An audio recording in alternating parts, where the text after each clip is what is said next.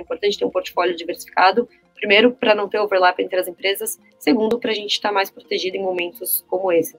Nossa convidada de hoje acaba de levantar seu segundo fundo de Venture Capital. Com 100 milhões de dólares para investimentos em early stage, a Maya Capital tem bala na agulha para atravessar 2022 e avançar pelo próximo ano, mesmo num cenário menos favorável para o investimento de risco.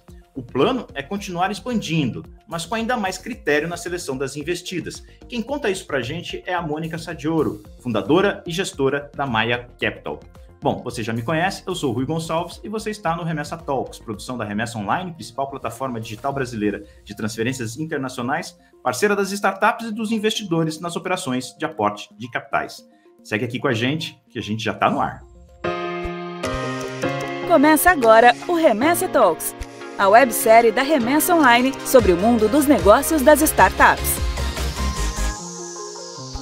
Oi, Mônica, muito bem-vinda ao Remessa Talks e a gente traz você aqui para bater esse papo num dia de gravação bastante feliz para vocês, né? Vocês acabaram de anunciar que colocaram a mão em mais 100 milhões de dólares para investir em startups early stage. Conta para a gente, vamos direto ao assunto. Conta para a gente como é que vocês vão gastar esse dinheiro. Bom, primeiro, bom dia, Rui. Prazer estar aqui com vocês, super animada para esse papo.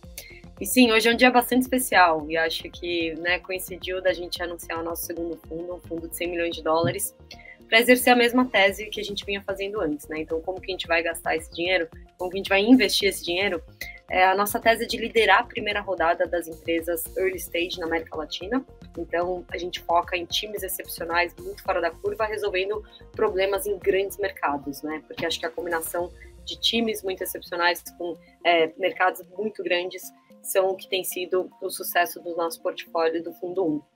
Então, a gente continua com essa tese de ser a líder da primeira rodada dessas empresas e depois do investimento, ajudá-las com um foco muito mais hands-on. E quando eu falo hands-on, isso significa 3 coisas principais. Então, a gente ajuda founders, primeiro, na contratação de talentos. Em muitos casos, a gente acabou até apresentando co-founders, como foi o caso da Merama, que foi o nosso segundo unicórnio. Foi a Maya que fez a apresentação entre os times. Segundo, a gente ajuda muito na estratégia comercial, de go-to-market e até de introdução para potenciais clientes, potenciais parceiros, qualquer coisa que possa ajudar essas empresas a acelerarem tração e irem mais rápido do 0 para o 1, que é o grande objetivo que a gente está correndo atrás. E terceiro, a gente ajuda bastante também com a parte de fundraising. Então, temos na Maya uma base de investidores bastante estratégica e a gente busca sempre compor o cap table das empresas com investidores que consigam ajudá-los, seja com outras conexões, alguma expertise específica ou até abrindo portas nessa frente comercial também. Então, Fundo 2, estamos muito animadas para continuar com esse foco. A gente entende que a América Latina continua tendo excelentes talentos e ainda muitos problemas para serem resolvidos, e a nossa expectativa é que realmente tecnologia é o que vai catalisar, né, essa transformação, essa mudança que os setores tanto precisam. Bom, a gente vai voltar a falar um pouquinho mais sobre isso, mas eu acho que antes a gente precisa abrir um parênteses aqui, falar um pouquinho sobre a Maya, sobre a Mônica e sobre a Lara, que é a sua sócia no fundo. Então vamos começar pela Maya. A Maya é um fundo de Venture Capital que começou em 2018. Como é que você foi parar aí? Porque você estava, pela sua carreira, pelo que eu pesquisei, você fez a sua carreira principalmente no segmento de varejo, consumo e tudo mais. Como é que você foi parar numa gestora de fundos? Isso mesmo, foi uma decisão não óbvia, né? A Maya, a gente brinca que é um fundo não óbvio. Até pela característica das fundadoras, né? No mercado financeiro predominado por homens, só de ter um fundo fundado por 2 mulheres, acho que isso já é não óbvio por si só. A história, bom, a minha experiência, você tem razão, foi muito mais focada em operações, né? Então, eu tinha trabalhado no Brasil e na América Latina, tocando operações, ajudando a lançar, crescer e, em alguns casos, consertar, fazer turnaround de alguns modelos de negócio ao redor da América Latina. Então, eu sempre gostei muito de colocar a mão na massa. E, em algum momento, eu falei, poxa, ótimo, quero me envolver mais com tecnologia, quando eu comecei a perceber que tecnologia era o que estava realmente, né, transformando e criando as grandes empresas de sucesso ao redor do mundo. Eu queria aplicar a minha experiência operacional em tecnologia e decidi estudar nos Estados Unidos, fui fazer um MBA lá, justamente para explorar algumas teses e eventualmente começar o meu próprio negócio. E nesse momento, assim, uma série de coisas aconteceram que me levaram a Maya Capital. Primeiro, eu testei alguns modelos de negócio e foi super interessante a experiência. Segundo, comecei a investir como anjo. Terceiro, fui trabalhar em banco de investimento, mas com foco em tecnologia. E acho que aquele foi o momento que me deu um estalo que eu falei, poxa, a intersecção entre finanças e tech é algo que me atrai muito.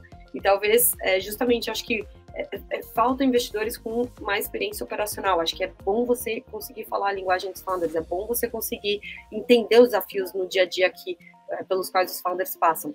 Então, comecei a pensar em aplicar essa minha experiência em investimento e conhecendo a Lara, né, já fazendo a ponte com ela, quando eu comecei a explorar algumas ideias de modelo de negócio, nós fomos apresentadas e a gente estava trocando muita figurinha, até porque ela estava investindo como anjo no Brasil nessa época, eu estava contando para ela um pouco dos modelos que eu estava enxergando, de interessantes, e a gente começou a perceber que a América Latina estava passando por um momento muito especial.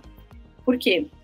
Porque a gente via 3 fundamentos muito importantes para um ecossistema, na nossa visão, ser bem sucedido, né? Então, primeiro, os melhores talentos estavam indo para a tech, a gente via e continua vendo muita gente saindo dos empregos mais tradicionais, às vezes terminando faculdade ou às vezes nem terminando faculdade, indo direto para o segmento de tecnologia, ou começando suas empresas, ou se juntando a outras. Segundo, a gente via que mais investidores estavam vindo para a região. Apesar de, na época, ter um gap muito grande de investimento, você pega a participação de Venture Capital no PIB do país, ainda é significativamente abaixo de outros países mais maduros e até de outros países mais similares como o Brasil e como a América Latina, como Índia, China e tudo mais. Mas, apesar disso, o número de investidores estava crescendo, o volume de capital em VC também estava crescendo, o que para a gente era um sinal de que, poxa, todo esse talento que vai começar a empresa realmente vai conseguir se sustentar ao longo de sua trajetória. E o terceiro ponto, né, além de crescer, essas empresas precisam ter uma saída honrosa, né? E a gente via o número de IPOs também crescendo na América Latina. Até para dar exemplo, no ano passado, o Brasil teve, nos últimos 3 anos, o Brasil teve 21 IPOs, 11 deles no ano passado em tecnologia, e isso é um sinal muito positivo, porque M&A acaba sendo o grande modelo de saída das empresas que surgem na região, mas cada vez mais a gente vê outras opções também sendo oferecidas para founders.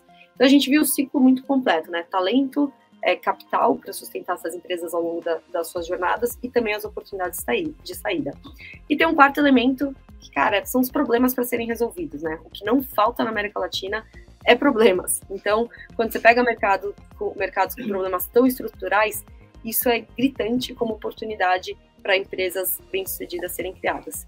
E foi nesse momento em que eu e a Lara falamos, poxa, vamos unir forças, né, e trazer a visão da Lara de investidora anjo, o meu background mais focado em operações, para justamente apoiar founders no maior gap que a gente enxergava na época, que era o pre-seed ou seed stage, que é esse primeiro cheque que eu tanto falo que a Maya investe.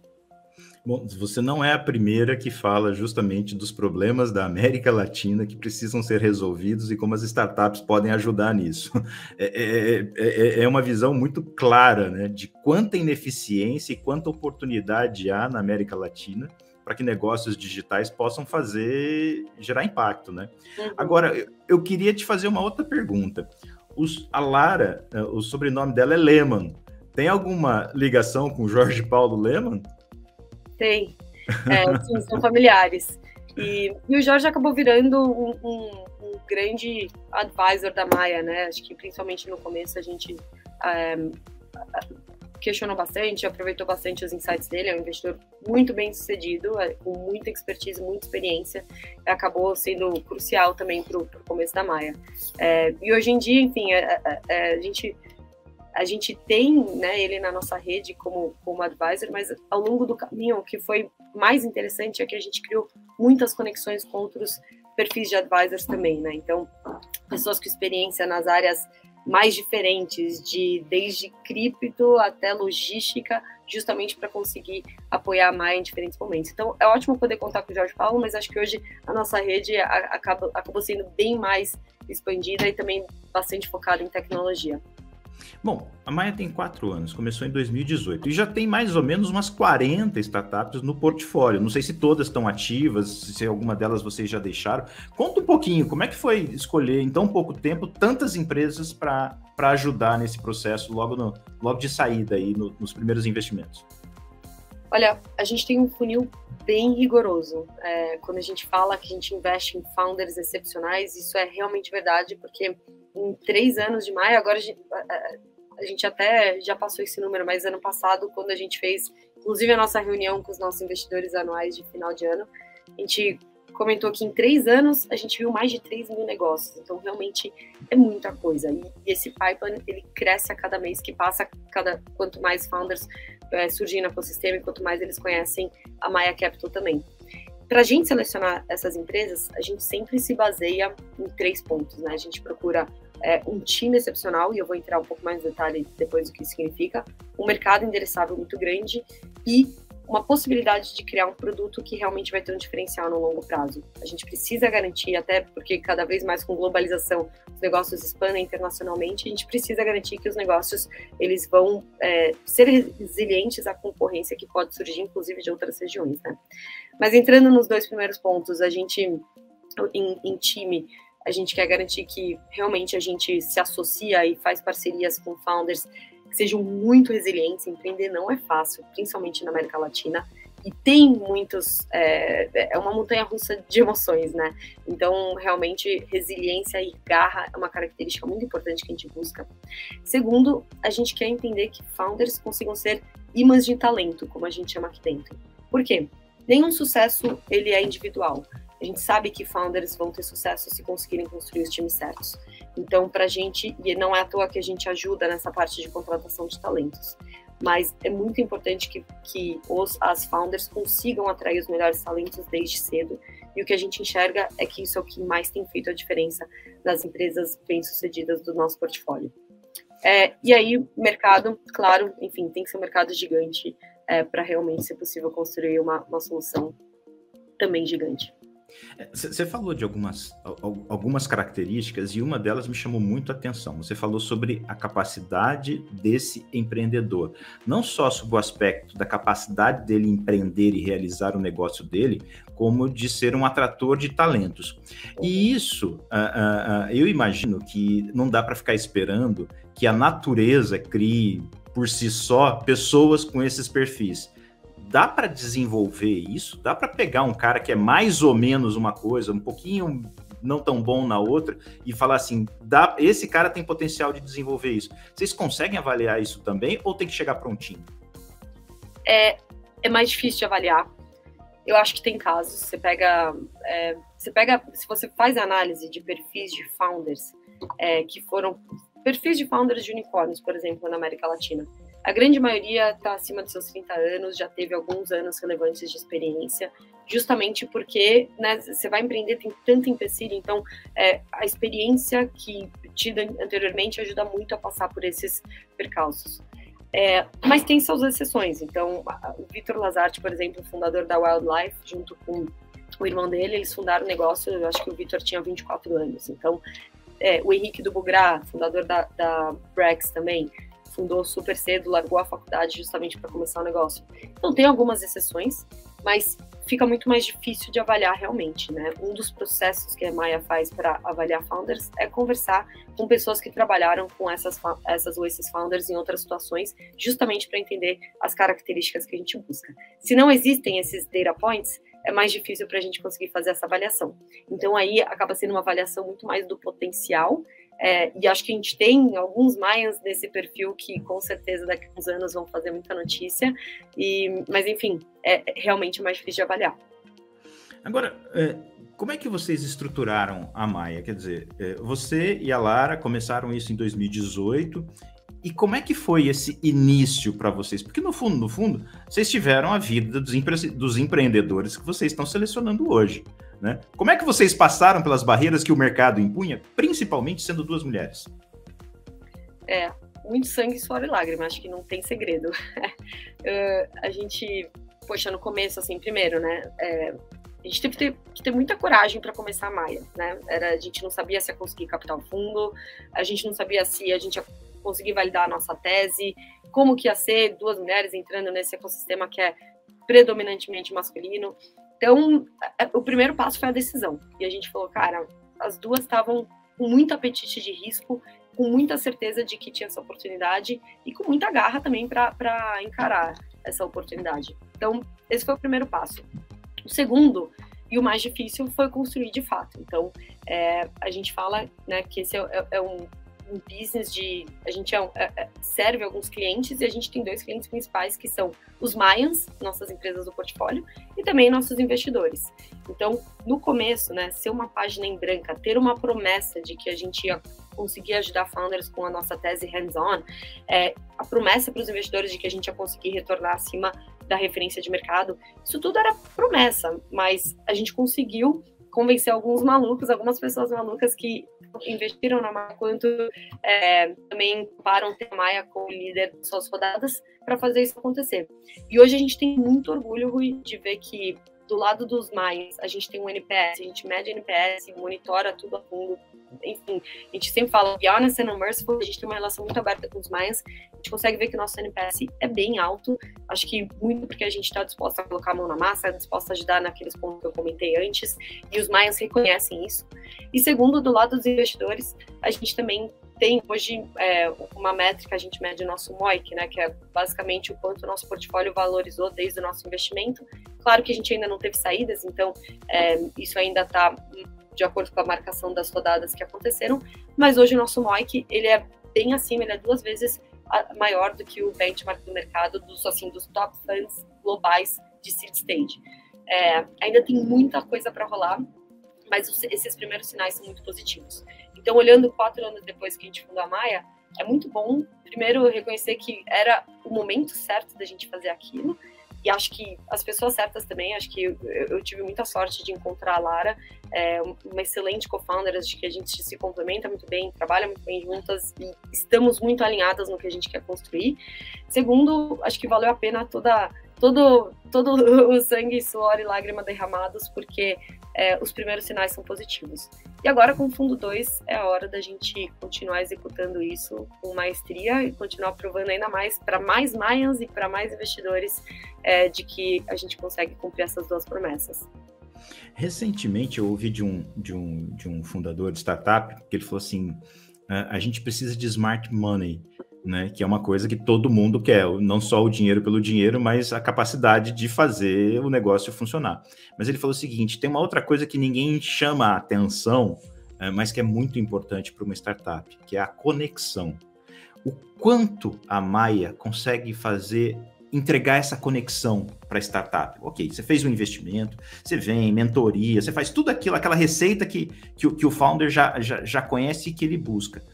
Agora, o quanto a rede de vocês consegue conectar essas startups com possíveis clientes, com possíveis parceiros? Como é que vocês fazem isso? Uhum. Eu diria que ajuda muito e cada vez mais. E por que cada vez mais? Primeiro porque ajuda muito, né? A gente já fez algumas introduções bastante relevantes, assim, desde nível co-founder, de pessoas com que a gente tinha trabalhado no passado, tinha conseguido no passado, de apresentar, da match e esse ser o time vencedor, exemplo da Merama, nosso segundo unicórnio. A gente já fez intro comercial, então temos alguns exemplos no portfólio. A Nilo, por exemplo, que é uma plataforma de coordenação de cuidado de saúde, a Maia acabou apresentando para o primeiro e mais relevante cliente deles. A Cove, que é uma plataforma de aluguel de carro para motorista de aplicativo. A Maia também apresentou para uma das montadoras, que é um dos principais parceiros para aluguel de carro, porque eles alugam das montadoras e colocam para os motoristas. Então a gente tem a Nautical, que é talvez a que todo mundo mais conhece, foi o nosso primeiro unicórnio, é uma empresa que cria produtos que têm proteína animal, mas eles só usam plantas. Então a gente apresentou eles para o Burger King, por onde eu tinha passado antes, apresentamos recentemente para o Starbucks, eles estão começando a testar nos Estados Unidos, no Starbucks. Então tem muito exemplo de introduções como essas que a gente fez para os Mayans, que fazem a diferença, tanto na hora da execução, acelerar vendas, todos aqueles pontos que eu comentei antes.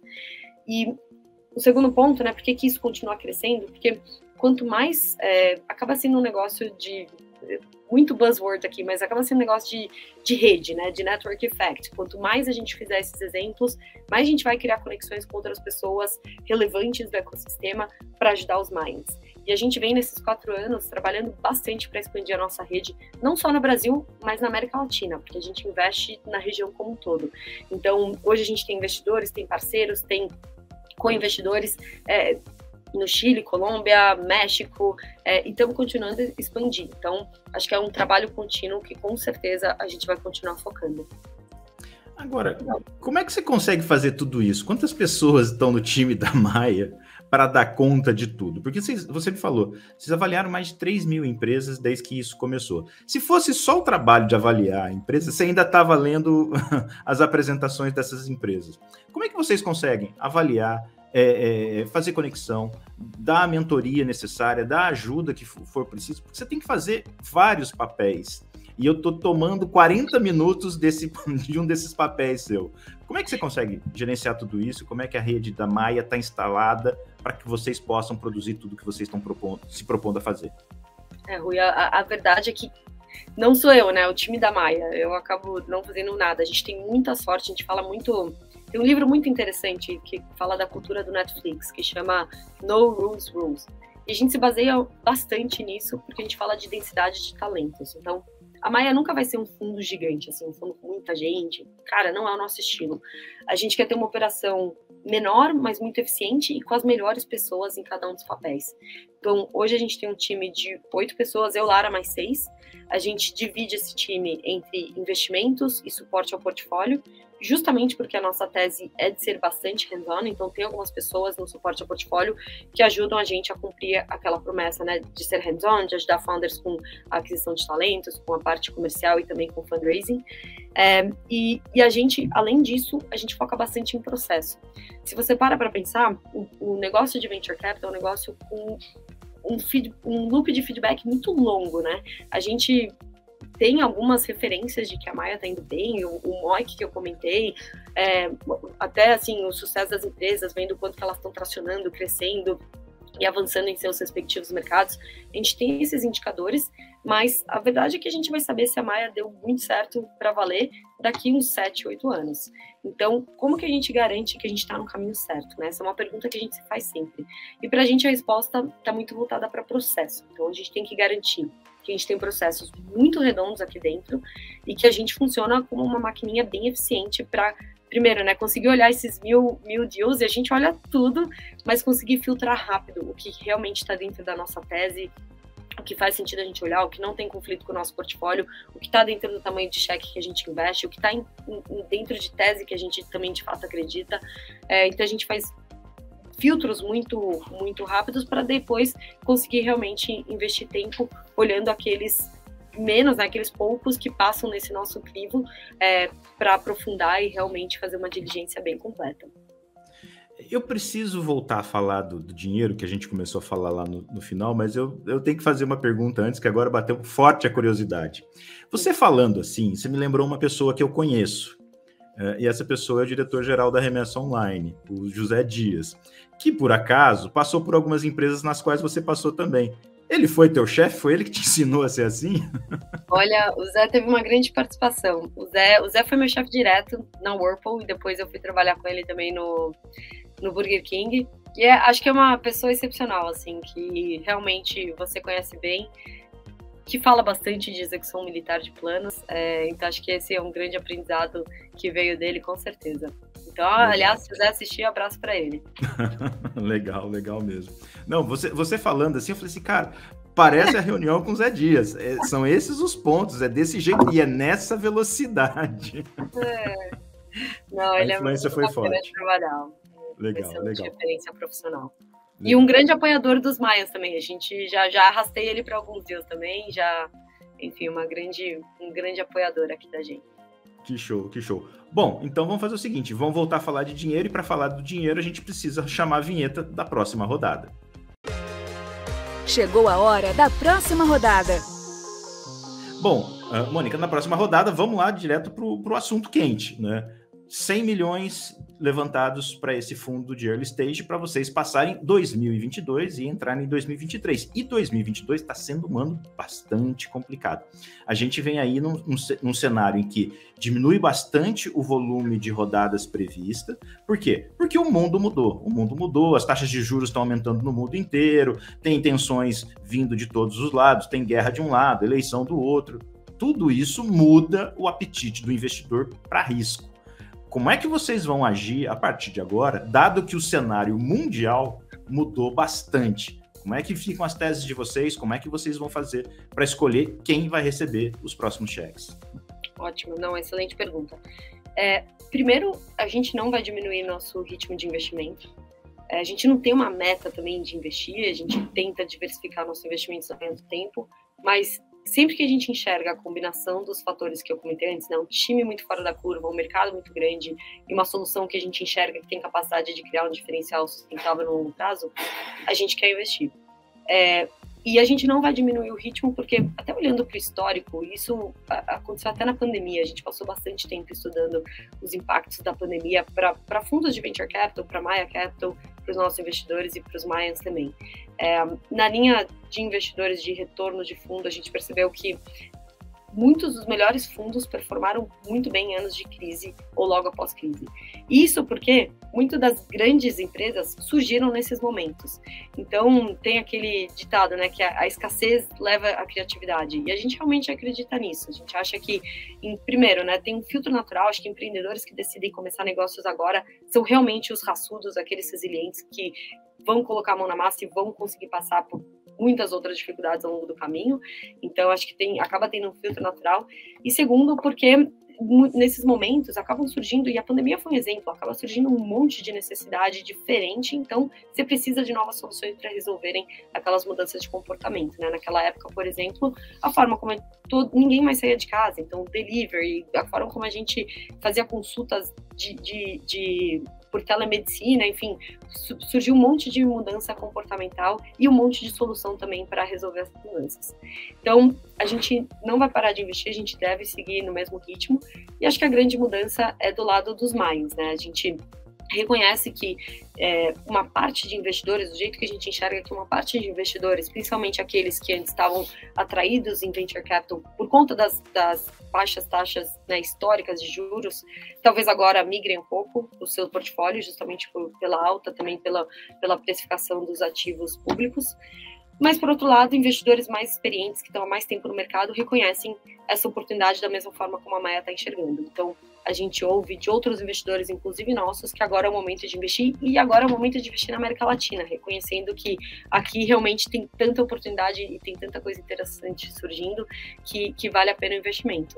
Mas, dito isso, o recado para os Mayans é sempre de, poxa, vamos ter cautela, vamos garantir que, né, a dúvida é sempre quanto tempo esses períodos duram, né? E no momento de incerteza, a gente tem que se preparar para o pior e esperar o melhor. Então, acho que esse trabalho junto com os Mayans aconteceu na pandemia, acontece agora também para garantir que todo mundo consegue passar por esse momento com um pouco mais de tranquilidade e que, enfim, que é um susto que passa rápido.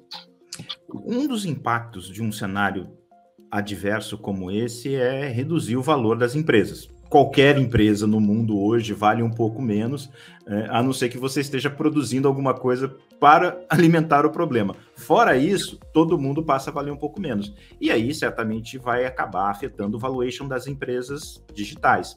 Significa que esses 100 milhões de dólares que vocês receberam podem render mais, já que o valuation dessas empresas deve sofrer um decréscimo?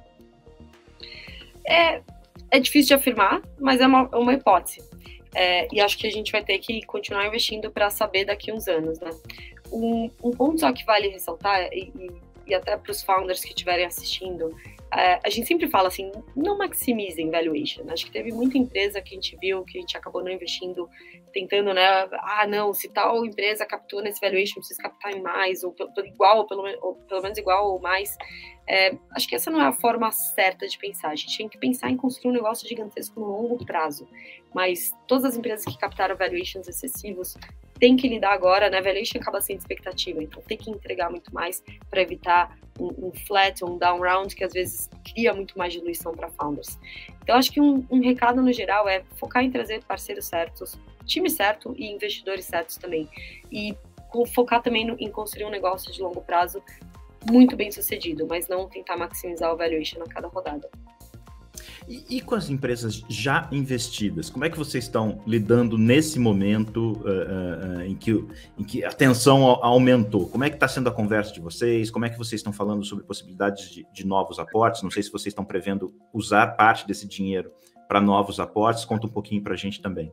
Sim, esse é um ponto bem importante, assim, durante a pandemia, agora a gente repete, a gente acabou ficando bem mais próximo dos Mayans para ajudar a entender como diminuir, né, o burn das empresas, como aumentar o caixa, como aumentar o runway, né, ou seja, quanto tempo de caixa essas empresas vão ter, exatamente porque ninguém tem certeza ainda de quanto tempo vai demorar e quão fácil vai ser captar próximas rodadas. Então, a nossa atuação tem sido de ficar bem perto, revisar todos os planos com todo mundo. Amanhã a gente faz Expert Series, né? Então a gente tem muitas iniciativas de apoio aos Mayans. Durante a pandemia a gente fez uma para falar sobre OBZ junto com o Alex Bering da 3G. Amanhã a gente vai ter uma outra para falar de melhores práticas, né? Para otimizar os planos de negócio das empresas com alguns Mayans que já fizeram isso, que eu agora vou mostrar seus aprendizados. Então acho que nossa atuação tem sido muito voltada para primeiro, né, como a gente otimiza os planos, é o primeiro passo, né, reduzir o custo onde possível, e aí tem muita coisa, assim, de mudar a prioridade de empresa de expansão, tem um pouco de otimizar mesmo, um pouco da metodologia OBZ, que sempre funciona, e segundo, garantir que está todo mundo alinhado de onde quer chegar. Em alguns casos, isso vai significar um crescimento menos acelerado do que antes, mas, de novo, agora é o momento em que a gente volta a focar um pouco mais em um crescimento mais sustentável, em margens mais positivas, até para garantir que essas empresas tenham fôlego por mais tempo. Vocês são agnósticos na escolha das startups. Se tiver um bom modelo dentro daquilo que vocês estão buscando, não interessa o setor. Se preencher os pré-requisitos, vamos nessa. Mas vocês têm alguma predileção? Quais são os setores que vocês olham? E aí, de novo, vamos contextualizar nesse momento. Dentro do momento que a gente está vivendo agora, quais são esses setores que vocês avaliam como mais promissores, dado a situação que a gente está passando, momentânea, talvez a gente não sabe quanto tempo vai durar, mas como é que vocês vão lidar nessas próximas rodadas que vocês vão fazer com os segmentos de negócio que as startups aparecerem para vocês? Legal, acho que, bom, o primeiro ponto é que, de fato, a gente é agnóstica a setor, então a gente acaba olhando coisa de tudo. E se olha hoje o portfólio da Maya, a gente tem, nosso primeiro investimento foi a GUP, uma empresa de RH, né, aplicando tecnologia para RH, a gente tem investimento na área de food tech, de cibersegurança, de agritech, de real estate, então a gente tem realmente investimentos muito diversificados. E para a gente isso é um ponto importante, né? É importante ter um portfólio diversificado, primeiro, para não ter overlap entre as empresas, segundo, para a gente estar mais protegido em momentos como esse, né? Durante a pandemia tiveram algumas empresas que começaram, na verdade, a ir muito bem, enquanto que outras sofreram um pouco mais. Então é importante balizar o portfólio. Nesse momento, a gente continua aberto, é difícil falar muito de setores, a gente acaba olhando de teses mais específicas dentro de setores. Mas se você para pensar, na América Latina ainda tem, você pega 3 grandes setores que todo mundo fala, você pega primeiro saúde.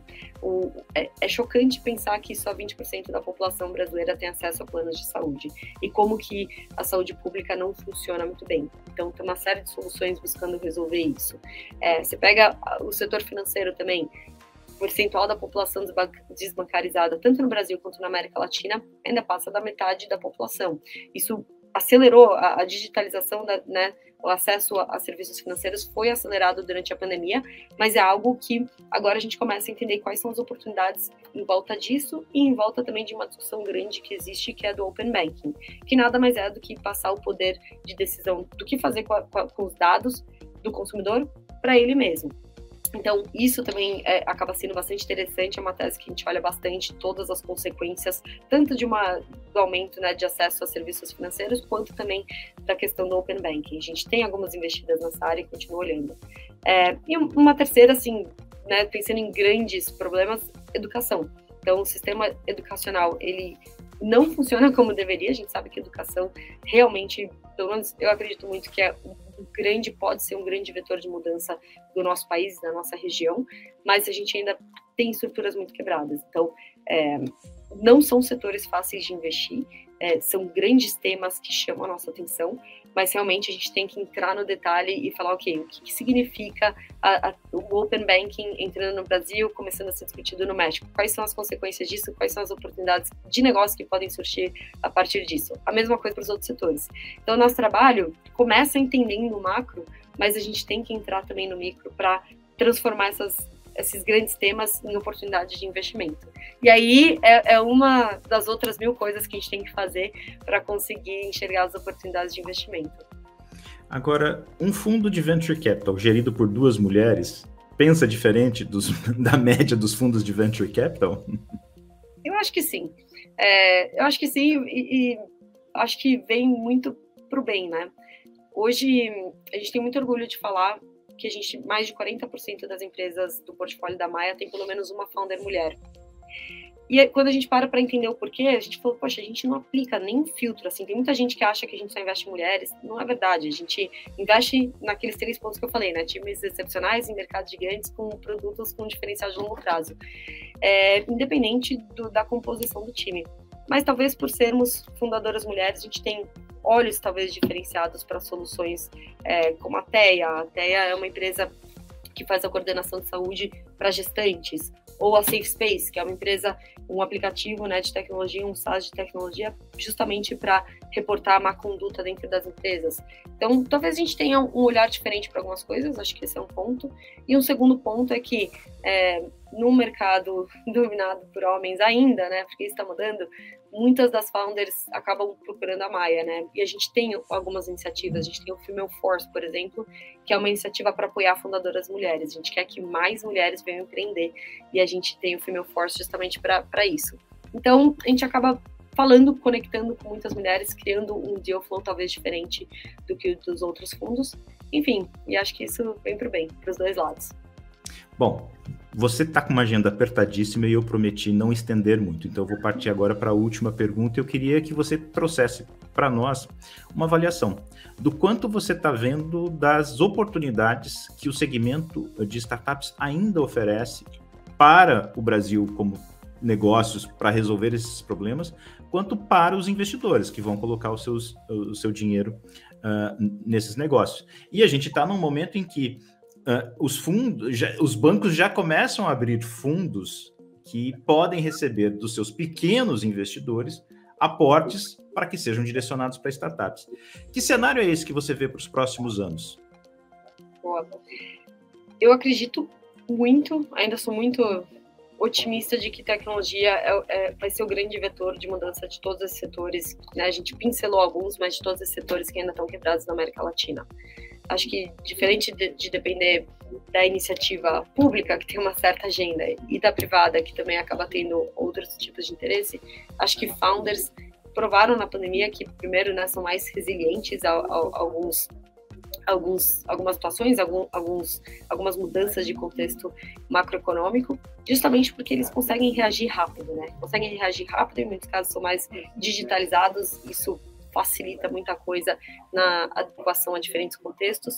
Então, eu acredito muito que vai ser essa geração, essa turma que está disposta a resolver esses grandes problemas aplicando tecnologia, que vai conseguir transformar vai conseguir mudar, resolver essas grandes dores, e ainda tem muitas dores para serem resolvidas, né? E pegando como exemplo no nosso portfólio, Terra Magna ou a Tarkin são empresas que resolvem a dor dos agricultores, né? Você para pensar, a agricultura é 1/4 do PIB do Brasil. E, poxa, você solucionar um financiamento para aquele fazendeiro, né, de médio porte que não tem acesso às ofertas dos grandes bancos ou que não tem tanta prioridade quanto os grandes clientes, ou a Tarkin, que ajuda a comercialização das commodities, dos grãos produzidos pelos pequenos fazendeiros.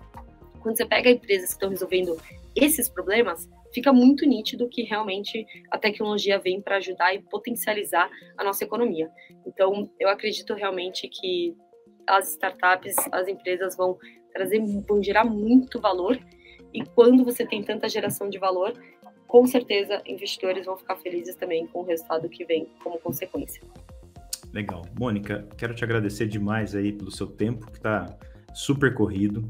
Desejo muito sucesso a você, desejo muito sucesso às startups que estão aí no portfólio de vocês, que têm esse olhar diferente, um pouco diferente, lógico, pragmático, mas com um pouco mais de sensibilidade que você e a Lara podem oferecer para elas. Obrigado mesmo pelo seu tempo, viu? Valeu, Rui, foi um prazer. Obrigada. Legal, legal. E eu quero agradecer você também que nos acompanhou até aqui. Lembrando que o Remessa Talks é uma produção da Remessa Online, principal plataforma digital brasileira de transferências internacionais, parceira das startups e dos investidores nas operações de aporte de capitais. A gente se vê na próxima semana. Bye, bye. Esse foi o Remessa Talks, websérie da Remessa Online. A gente se encontra na próxima rodada.